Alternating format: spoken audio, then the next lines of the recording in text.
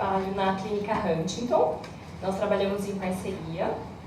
Eu vou complementar a aula do Dr. Arnaldo hoje. Então, algumas coisas vão parecer um pouquinho mais repetidas, mas eu vou trazer o nosso aspecto do laboratório para vocês. Tá? Então, nós, as embriologistas, nós cuidamos do gameta feminino. Então, nós participamos da coleta dos óvulos e do cultivo dos embriões. E os andrologistas ou andrologistas, elas cuidam do gameta masculino, elas cuidam dos espermatozoides.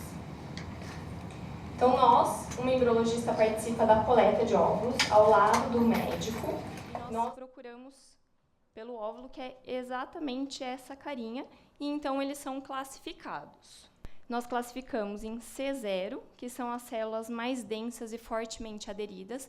Elas estão associadas aos óvulos imaturos. E classificamos como C1, que é o grau 1, que estão associados aos óvulos maduros.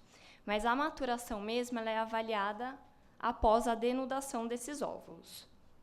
Essa denudação vai acontecer entre 2 e 6 horas após o horário da coleta, quando for realizado o ICSI, a injeção do espermatozoide, ou no dia seguinte, quando é realizado o FIV clássico. Esse é o FIV clássico, então nós não avaliamos a maturação. O óvulo está aqui, a corona e as células do cúmulos. Nós colocamos um volume pré-calculado de sêmen na placa de cultivo e esses óvulos são cultivados até o dia seguinte, quando é denudado e avaliado a maturação. O ICSI, nós imobilizamos um único espermatozoide com uma agulha. Então, nós quebramos a cauda dele. Essa quebra faz uma ativação do espermatozoide. E após a quebra, então, após a imobilização do espermatozoide, ele é injetado dentro de um único óvulo.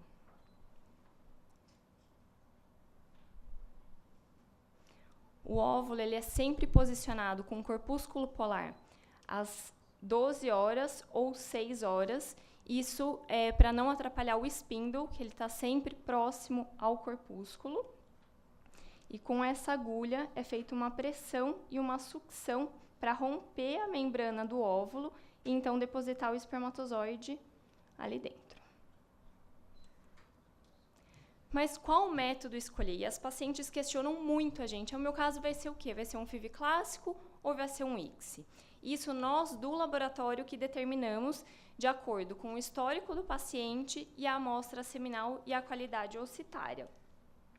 No caso do FIV clássico, o sêmen do esposo tem que ter uma morfologia de até 2% no pré, ou seja, no sêmen ejaculado, 25 milhões de móveis após o processamento e 4% de morfologia após o processamento. Quando não há endometrioma, que o endometrioma ele interfere nas células do cúmulos e na fertilização, e quando todas as sorologias, inclusive o Zika, estão ok, não tem nenhum tipo de doença sexualmente transmissível. O ICSI é utilizado quando há uma baixa qualidade seminal, em casos de sêmen provenientes de PESA, TESA ou microtese, que são sêmens de baixa qualidade, amostras congeladas e descongeladas por conta do crioprotetor, para esse crioprotetor não entrar em contato com o óvulo. No caso de biópsia embrionária, então, no FIV clássico, alguns espermatozoides ficam aderidos na zona pelúcida e isso pode contaminar a nossa amostra no momento da biópsia. Quando tem alguma sorologia positiva, então, se um dos parceiros tem HIV, HTLV, sífilis, nós sempre fazemos o o ICSI. E também quando já foi realizada uma fertilização por FIV clássico anteriormente, não houve um bom resultado, o próximo passo é fazer um ICSI. O Super ICSI, hoje nós usamos ele muito pouco em casos muito específicos, é indicado somente para pacientes que têm um fator masculino muito severo, que já em outras tentativas de ICSI não houve bons resultados.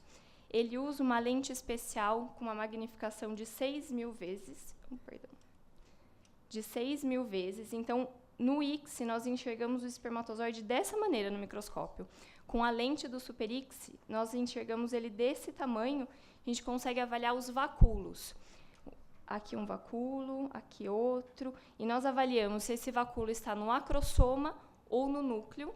Nós temos uma classificação, então nós selecionamos de acordo com essa classificação os melhores espermatozoides. E o PICSE é uma técnica que usa uma placa especial que contém um halo, vocês podem ver aqui o halo, de ácido hialurônico. Os espermatozoides com uma fragmentação aumentada, eles não se ligam a esse halo. Então, aqueles casais que têm uma análise de fragmentação alterada prévia, mesmo se foi tratada, nós sempre indicamos fazer o PICSE para selecionar melhor aqueles espermatozoides que não têm fragmentação. A fragmentação de DNA de espermatozoide está associada com uma baixa qualidade embrionária e falhas de implantação. O óvulo, nós classificamos também a morfologia dele. Então, um óvulo normal, ele apresenta um citoplasma transparente, ele é homogêneo e não possui inclusões, ele está com o primeiro corpúsculo intacto, o espaço entre o óvulo e a zona pelúcida, que é o espaço perivitelínico, ele está pequeno, e a zona pelúcida é clara, densa e homogênea. Mas não é isso que a gente encontra no laboratório. Nós encontramos muitas alterações e quaisquer alterações são anotadas, posteriormente informadas ao médico e ao casal, que isso pode vir a comprometer o resultado do tratamento. As causas, elas são multifatoriais, elas estão muito ligadas à estimulação ovariana, então pode ocorrer uma assincronia entre a maturação do óvulo e a maturação nuclear. As consequências podem ser falha de fertilização, um impacto no desenvolvimento embrionário e até aumento das taxas de aneuploidia. Então, essas são as principais alterações citoplasmáticas que nós encontramos. Então, a granulação, são vários grânulos no citoplasma, ele não é homogêneo. As inclusões. O SER, que é a pior alteração que nós encontramos no laboratório. Vacúolos e a zona necrótica. Também é uma das piores alterações. Ambos, a zona necrótica e o SER, estão relacionados com baixas taxas de sucesso. As alterações extracitoplasmáticas, então, são aquelas que nós encontramos fora do óvulo. Então, o corpúsculo polar ele pode se apresentar fragmentado, como aqui, degenerado, aumentado ou diminuído. O espaço perivitelínico aumentado. E a zona pelúcida ela pode se apresentar mais espessa ou mais fina do que um óvulo normal.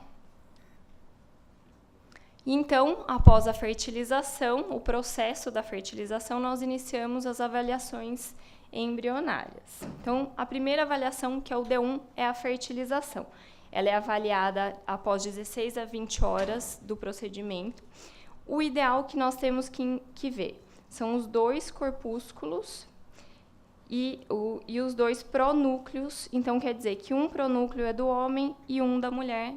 Então, está fertilizado esse óvulo. O que nós encontramos muitas vezes? Somente os dois corpúsculos. Isso está relacionado com baixo prognóstico. Normalmente, esse óvulo não se divide. Então, quando nós informamos para a paciente, olha, você tem um óvulo fertilizado, mas o sinal está fraco, é esse o sinal que nós vemos no óvulo. Ou quando há uma falha de fertilização, então não houve a extrusão do segundo corpúsculo, provavelmente não houve interação entre o óvulo e o espermatozoide, ou quando o óvulo acaba degenerando, um óvulo mais sensível e durante o processo ele não resiste.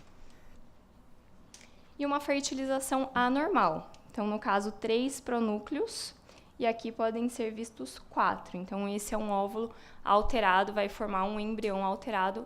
E quando observamos essa fertilização, esses óvulos são retirados do cultivo, eles são descartados. Segunda avaliação é o dia 2, que são as primeiras divisões celulares. Nós não avaliamos, nós não tiramos os embriões da incubadora, mas nós esperamos que eles tenham de 2 a 4 células. No terceiro dia é o outro dia que nós avaliamos, então nós observamos a quantidade de células e o grau de fragmentação. O ideal é que tenha entre 6 e 8 células. O grau de fragmentação ele varia de 1 até multifragmentado. O 1 é quando não tem nenhuma fragmentação. O grau 2 é quando tem até 10%. O grau 3, quando tem até 30% de fragmentação, então quer dizer, 30% do volume desse embrião é fragmento. O 3I é quando os blastômeros possuem tamanhos irregulares, então eu tenho célula maior, célula menor, o ideal é que todas tenham mais ou menos o mesmo tamanho. O grau 4, quando esse embrião possui 30 a 50% de fragmentação, grau 5, mais de 50%, e o multifragmentado é aquele embrião que eu não consigo distinguir o que é fragmento e o que é célula. Então, esse é um multifragmentado. Eu não sei se isso é uma célula ou se isso é um fragmento. E esse é um embrião. As células possuem vacúolos, ele tem 6 células, mas todas têm vacúolo e eu tenho aqui um grau 2 de fragmentação. Isso é um baixo prognóstico. A paciente muito provavelmente não vai engravidar, ou se esse embrião for até o 5º dia, ele não vai formar um blastocisto. No dia 4, nós também não avaliamos, mas no dia 4, o que nós observamos é a mórula, então as células começam a se compactar e a se multiplicar. A avaliação seguinte é o 5º dia de desenvolvimento, que é o blastocisto. Agora, a gente classifica esse blastocisto quanto ao grau de expansão. O grau vai de 1, quando começa a se formar a cavidade. O grau 2, quando essa cavidade ela preenche 50% do embrião, e eu já começo a enxergar a massa interna celular. O grau 3, eu já distingo exatamente o que é a massa interna celular, que isso vai formar o bebê, e o trofectoderma, que são essas células mais externas, que vão formar os anexos embrionários. O grau 5, já começa a ocorrer o hatching, então o embrião começa já a vencer a zona pelúcida está bem fina, e ele começa a iniciar o processo de hatching. Aqui o grau 5, o grau 4 é esse. O grau 5, então, aqui é o hatching, o embrião começa a sair. E o grau 6, o embrião já saiu da zona pelúcida. Essa é a zona pelúcida, esse é o embrião. E aqui ele se implanta no endométrio quando ele é transferido. Baixo prognóstico, quando o embrião ele começa a formar a cavidade, mas ele apresenta pontos de degeneração, eu não consigo distinguir o que é trofectoderma, o que é massa interna celular. Esses embriões nós classificamos como embriões bloqueados, são embriões que não podem ser congelados, que não sobrevivem e não dão uma gravidez quando transferidos. Como que a gente classifica esse embrião? Então, além do grau de expansão da cavidade, da blastocele, a gente avalia a espessura da zona pelúcida, a massa interna celular, que a gente vai classificar em A, B e C. O A são células mais compactas, mais unidas. O B são células um pouco mais frouxas. E o C, células bem soltas. E o trofectoderma também em A, B e C, o mesmo princípio. Hoje nós temos a tecnologia do time-lapse, então nós abrimos a incubadora em 2 momentos. No momento que o óvulo é colocado lá, após o procedimento da fertilização, e depois no momento do congelamento, da transferência ou da biópsia. Então, isso diminui as variáveis, então o embrião ele não é exposto à luz do microscópio, à temperatura ambiente, aos gases da atmosfera. Então, o embrião ele fica quietinho dentro da incubadora e eu tenho um vídeo.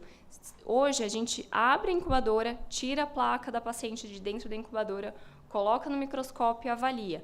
Pode ser que o momento que eu avaliei, o embrião tinha só 5 células, mas se eu avaliar mais tarde, esse embrião tem 6 células. Então, ele está dentro do que eu espero. Com time-lapse, não. Eu posso ver o vídeo a qualquer hora do dia, posso avaliar em qualquer momento, de acordo com a minha rotina no laboratório. E, além disso, ele tem alguns scores, então, o momento de divisão de 1 para 2 células, o grau de fragmentação, o tamanho das células, o tamanho da zona pelúcida. Com todas essas informações, o embrião ele ganha uma nota. Quanto melhor a nota, maiores as chances de gravidez dessa paciente. O PGS, que é o exame que avalia os cromossomos do embrião, hoje ele tem o nome de PGTA, como o Dr. Arnaldo já falou, que é um teste genético pré-implantacional para aneuploidias. Então, o que esse teste vai fazer? Ele vai testar os embriões, ele vai procurar aneuploidias. Então, ele vai testar esse embrião para ver se ele tem alguma aneuploidia. Se ele não tiver um embrião saudável, um embrião apto para transferência. E é utilizada a tecnologia de NGS para análise das células.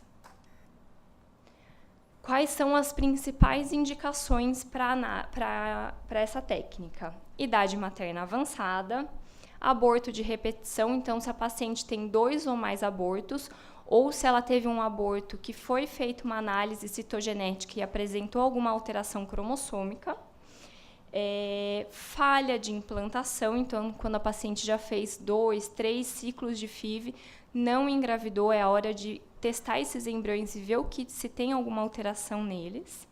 E em caso de fator masculino, quando é fator masculino severo, tem uma associação com aneuploidias. Então, é importante avaliar o casal nesse aspecto também. Então, frisando muito a idade materna, esses são dados da Genomics, que é o laboratório parceiro nosso que faz a análise das células dos embriões. Então, uma paciente jovem, ela tem uma chance de 51% de ter um embrião aneuploide. Já uma paciente de 41, 42 anos, ela tem uma chance de quase 80% de ter um embrião aneuploide. Então, como é feito? Nós realizamos a biópsia, nós só realizamos a biópsia de blastocisto. Tá?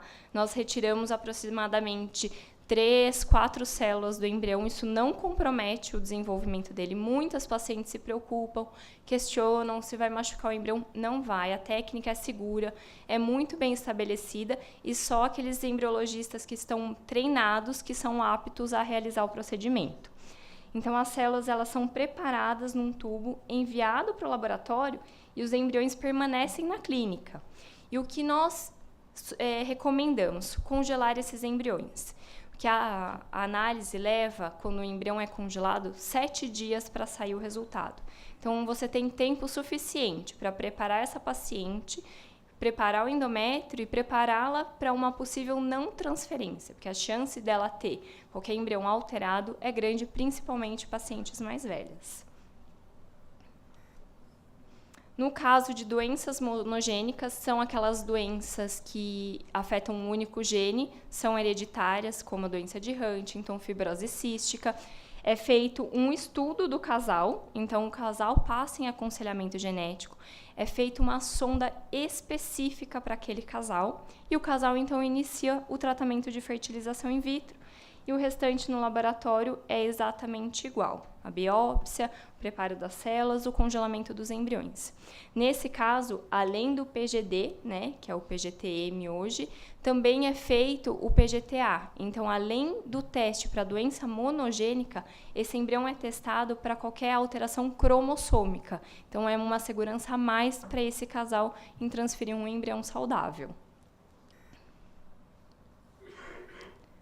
Então, a biópsia, o assisted hatching, então a abertura da zona pelúcida, ela pode ser feita no 3º dia de desenvolvimento. Então, quando chegar ao blastocisto, vai ser parecido com esse caso, é uma abertura um pouquinho maior, mesmo a zona pelúcida estando bem espessa.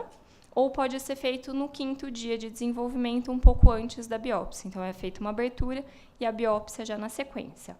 É feito com um micromanipulador, um microscópio, com um laser acoplado e com um laser na junção das células, é quebrada essa célula, essas junções, e o fragmento é separado do embrião.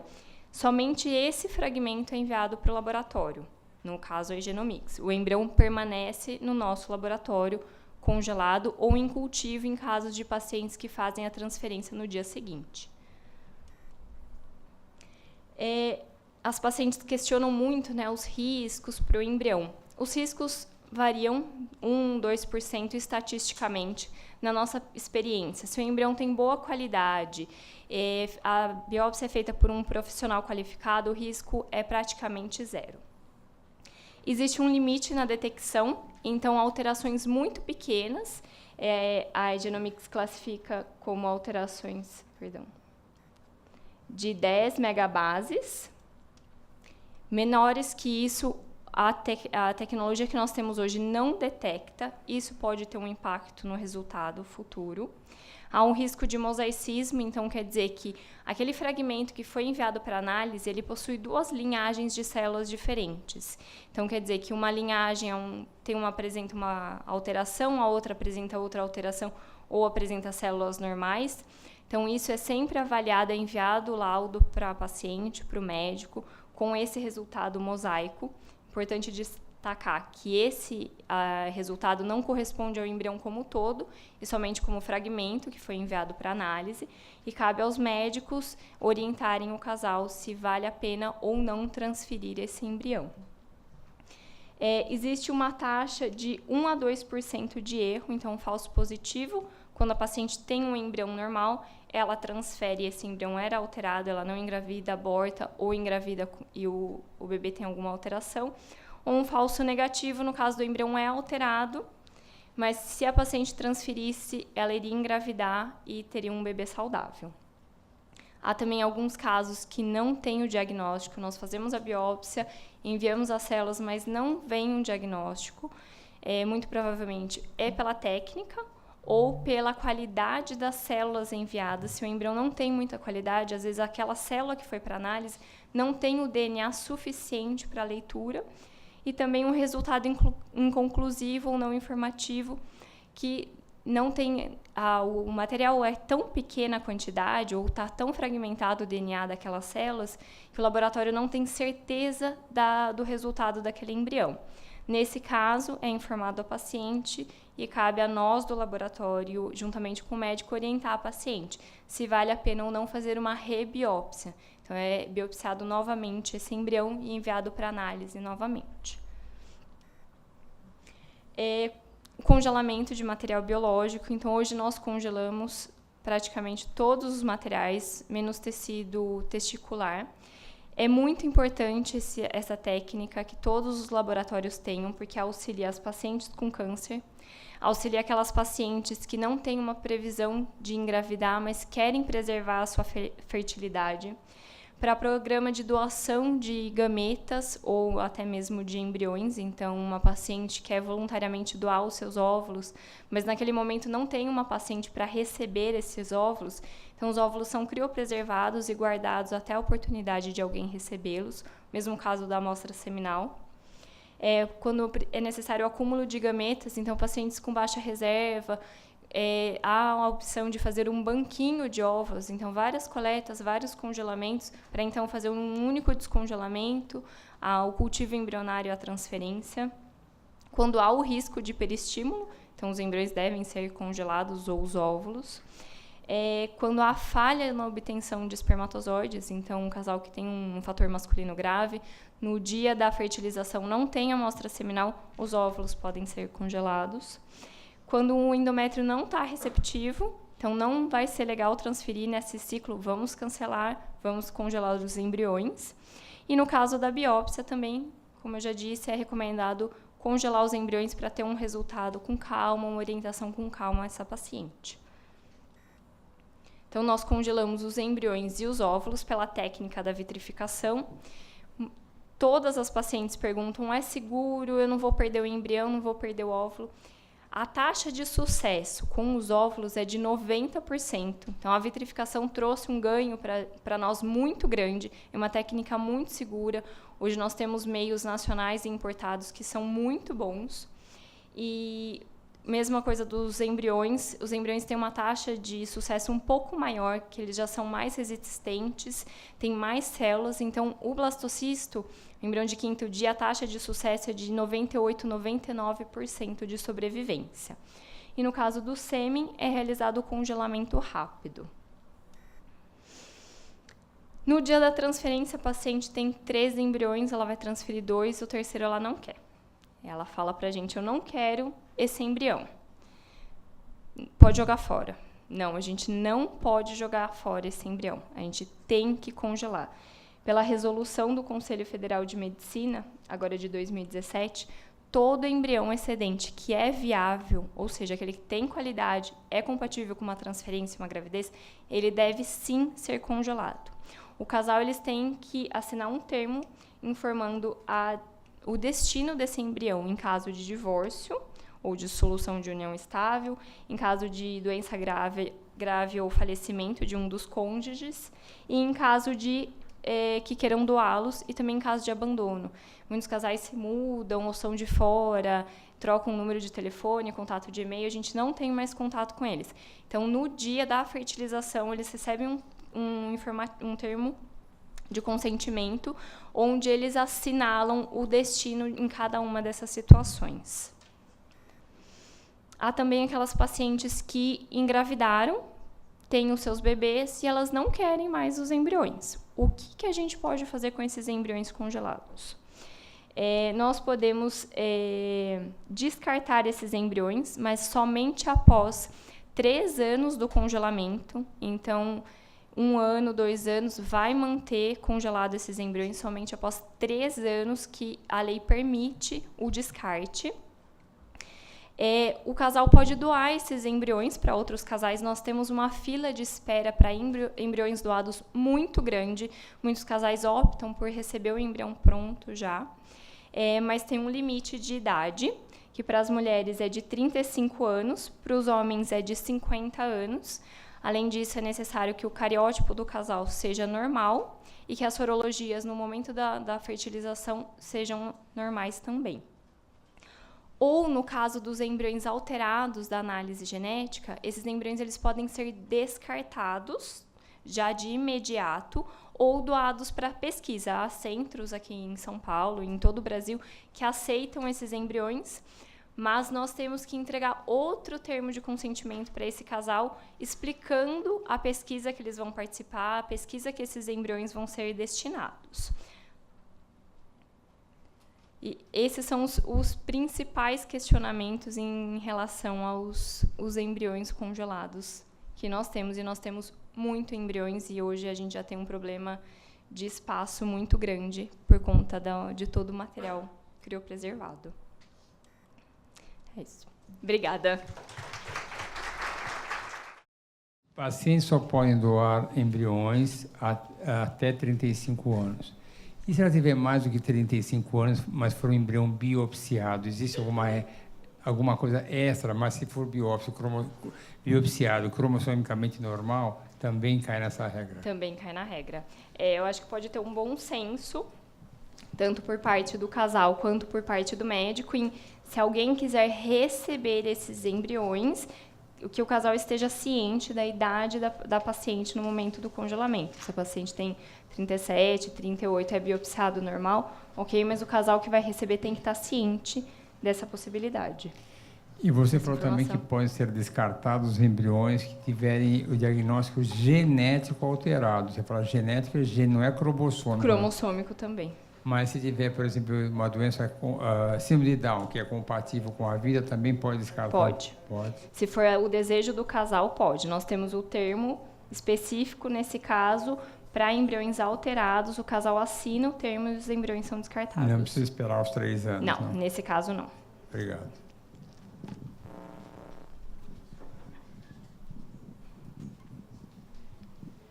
Boa tarde.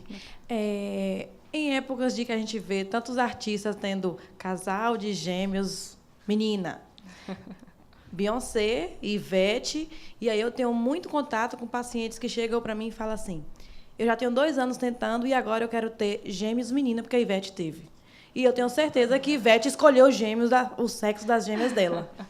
Como é que funciona isso, o laboratório de embriologia, quando o paciente ele exige isso, ou pelo menos ele demonstra o interesse dele, tanto na quantidade de embriões para implantado, que a gente já sabe que tem as resoluções para a idade da mulher, a qualidade desses embriões, mas em relação ao sexo.